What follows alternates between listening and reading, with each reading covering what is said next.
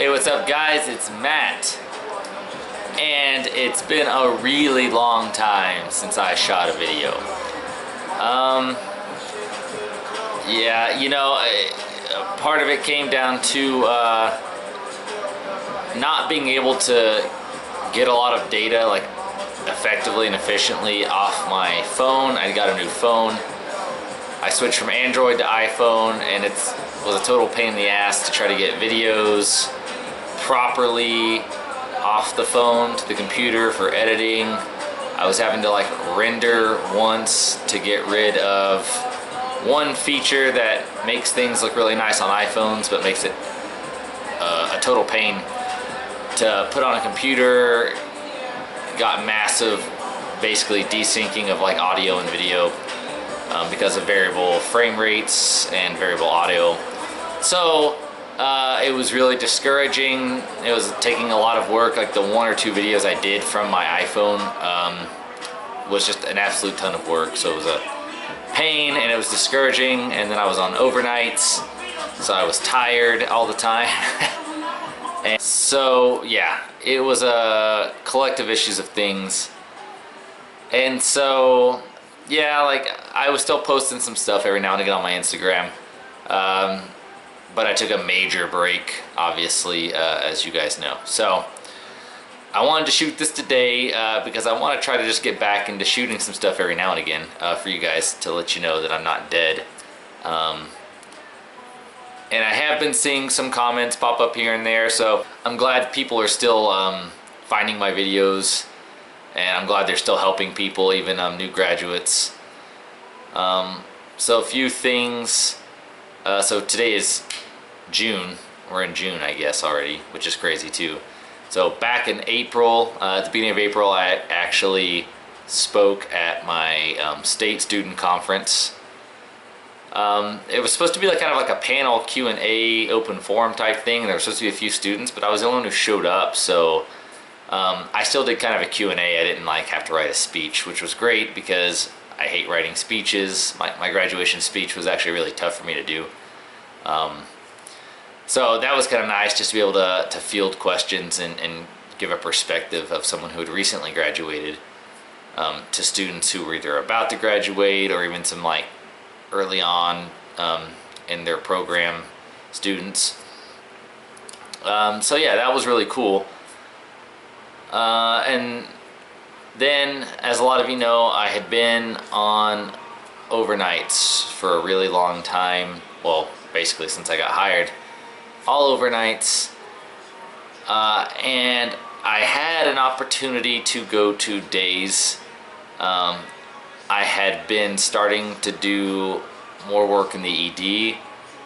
So I was kind of getting trained up, and eventually I finally asked, we got a new manager, and the new manager had been actually my academic director from my program when I was in school. And he asked me to come to days. However, prior to that occurring, I applied to another facility for a full-time day shift position. So it kind of put me in a weird place. I accepted his offer because I hadn't heard back from the job. Then I was immediately contacted by the HR of the job at this new facility and was offered a position even though I'd already taken days. So it was a little weird. A lot of people would ask why I wouldn't have just taken days where I was versus going to a new facility at this point. Like, why wouldn't I have just backed out right there? And I guess, spoiler alert, I left my first job and I'm now at a new facility. I've been there since the end of May.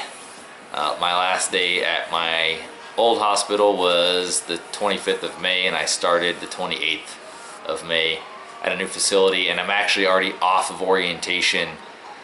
I got oriented basically immediately into the ED, into the CVICU and the medical ICU. So I'm already off orientation, and so yeah, basically things were slow moving. my old program director and the new manager at my old hospital basically was like, when I put in my notice, was like, well, what can we do to keep you? And there's a number of factors for the reason I left, because I actually took a pay cut to leave. And a few of them are, and this is just a very personal thing, but guys, I'm not someone who plans to be bedside therapist forever. I'm not even someone who plans to be a bedside therapist for 10 years before trying to figure out to move on to something. My personal goals are to eventually get into something like clinical liaison work, or really like a dream position would be some sort of like a clinical support specialist or something for any kind of respiratory equipment, everything, I mean, from Hollisters to vents to bronchoscopes, anything like that. That would be really awesome to me. So that's where I plan to go. And so staying at a hospital where they cover, like, they have more breadth, I guess, as far as what they cover with pediatrics and this and that, and the hospital I went to does not do pediatrics. And I don't like pediatrics. I kind of said this in the past. I'm not a fan of pediatrics. I have no interest in ever trying to get my MPS certification. It takes a special person in general in healthcare to work with pediatrics. I did do it when I worked the ED at my prior job, but I didn't enjoy it. And in order to be I guess a good team player and a contributing member of a team, it's not fair to anyone to like stomp your feet and decide, well, I'm just not going to do that. And to avoid being that person, I ultimately decided to leave. There's other factors involved in that, but one of them has to be the fact that, even though the new manager was really putting together a development ladder for employees who had been there for a while and still hadn't been trained anything other than the floors. Here I am already off orientation, already ICU trained at my new hospital. And there's something to be said about that. So they still deal with acute people, they're still sick people, they still have open hearts, they still have people with all kinds of various illnesses, lots of vents, extubations, intubations. I've already had one situation where a bedside GI procedure was going awry, patient wound up intubated, we wound up going and assisting setting up the ET tube and basically supporting this patient until they were whisked away to IR for cath stuff and working with a vascular surgeon. So, in 3 weeks, I've already been exposed to way more than I was in 8 months, 9 months at my prior job. So, yeah, as far as my personal growth and development is probably one of the biggest reasons that I decided to change jobs. So, don't necessarily think one thing or the other. Don't think that, oh, well, if he doesn't like peds, I won't like peds. You may love peds. That might be you. You might want to work at that university hospital that does a little bit of everything. You might want to work somewhere that deals with all of it, and I don't. NICU, PICU, peds, not for me. If I never had to touch another pediatric patient ever again, I'd be okay with that. Just a personal thing. A lot of people will say it's because I have kids. I mean, maybe. There is some truth to that. I think when you have little kids, it's hard to see sick little kids. And it doesn't bother me to see a sick little kid who has asthma or a sick little kid who gets pneumonia. But like when you see little kids die in an ED, things like that, that stuff kind of sticks with you a little bit. And for me, that just wasn't a thing for me. So, yeah. So I mean, kind of hinting to some of my future plans, what I'm hoping for. I'm hoping to get a ton of experience at this place, really move up quick.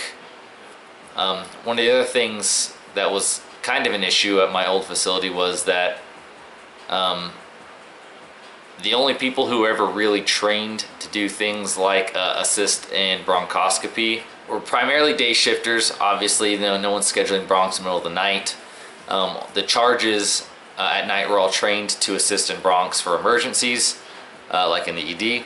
But honestly, even on days, almost exclusively the people who were trained to do bronchs and PFTs, it was like the same, I don't know, 3 or 4 people, and they had literally all been there for no less than 10 years.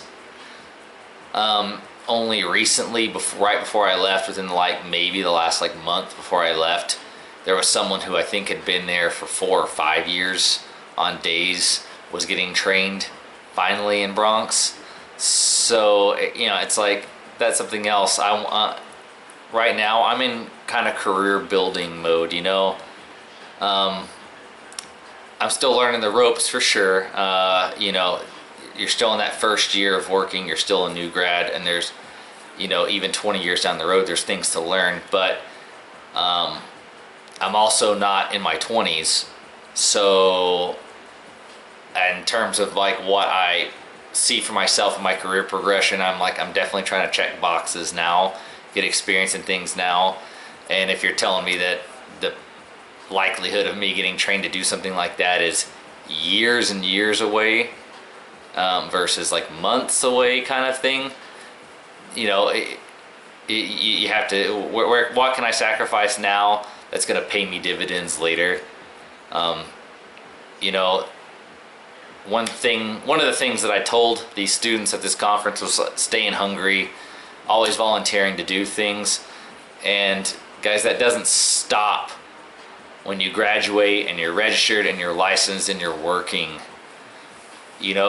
And so if you're working somewhere that's never going to give you the opportunity to grow, or is going to tell you got to wait this long to do that, that might be fine for you. That might be fine if you're at a really good place or whatever. For me, and I'm not saying the facility I was at was not good. It was a fantastic facility. I still love all the people that I worked with. All the people that I met and encountered there are all amazing people, but just I felt stifled personally and professionally for my growth. So like I said, I already see potentially more avenues for growth where I decided to go to.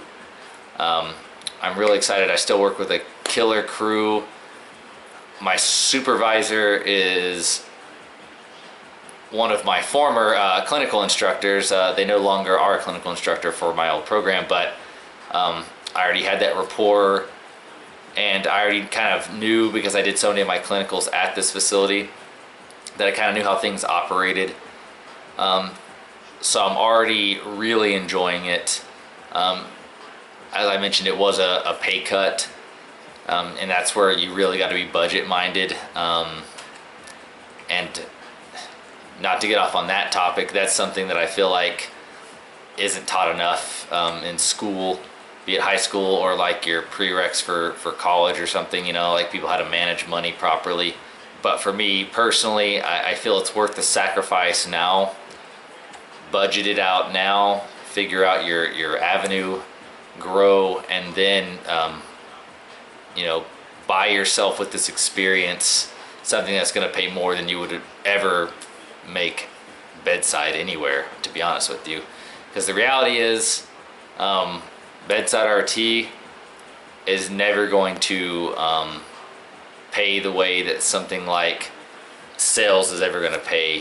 Medical sales, lots of money, be it marketing and liaison or physical sales or whatever.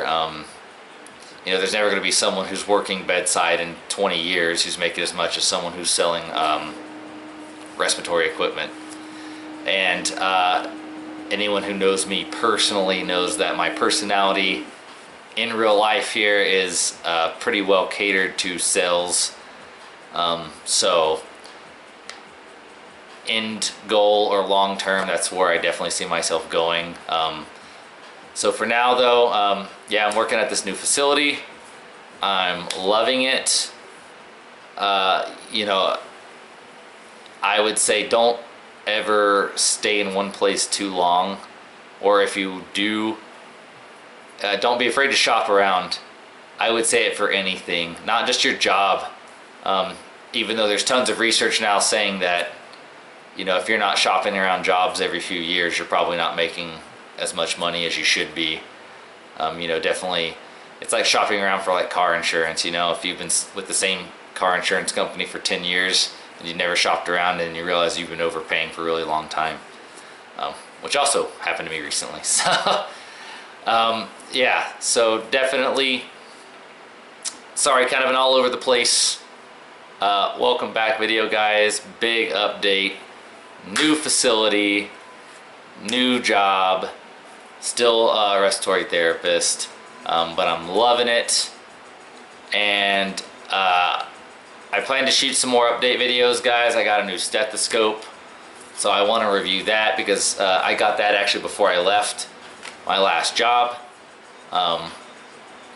And it should be a little easier for me to shoot some videos because I'm on day shift now. I'm no longer like a walking zombie. I guess I'll end it on that note. Night shift was good. It was a good learning experience. Long term, it just wasn't good for me. I've read a lot of people say that, like, well, you get more time with your family when you work nights. And that's true, but there's also quality versus quantity. Yes, I got more quantity of time with my wife and my kids, but the quality of that time, for me, it was garbage. I was tired all the time. I was grumpy all the time. I was always sleeping half the day, having to force myself to wake up. And when I'm forcing myself to wake up and operating on 2.5, 3 hours of sleep, and because of my kids' schedule, like even before having to go back to work, only getting sometimes like 4 or 5 hours of sleep, you know, it wasn't affecting me health-wise because I didn't do it that long. I only did it for 8 or 9 months. But just like, you know, on your psyche, and just, it wasn't fair to my family. Missing out on things and just generally like kind of being a grumpy, unsufferable like jerk all the time. And that's being PG rated right there, because that's not typically how I would describe how I acted normally when I was exhausted all the time. So day shift, it's awesome. I feel normal again. So, but shout out to my night shifters. I feel ya. I know your pain. You guys are awesome. Day shifters, thanks for welcoming me to the crew too. So it's a whole different business on days. So guys, more videos to come. I'm dazed now. I'm revitalized. I got lots of stuff to talk about. My license is coming up due next month too, so I'm trying to jam out some CEUs. So maybe we'll talk about that in the next video a little bit. Like I said, all kinds of stuff to talk about, guys. Love y'all. Glad to be back, guys. I hope everyone's doing awesome. Everyone take care. I'll talk to you guys soon.